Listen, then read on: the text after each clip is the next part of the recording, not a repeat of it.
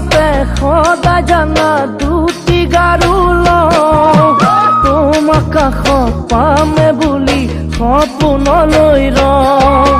বিচনাতে সদায় জানা দুটি গাৰু লওঁ তোমাক কাষত পামে বুলি সপোনলৈ ৰওঁ জানো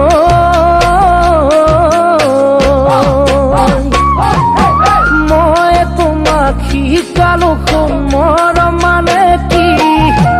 আনৰ বুকুত নোসোমাবা সেয়া নবী মই তোমাক শিকালো শুন মৰম মানে কি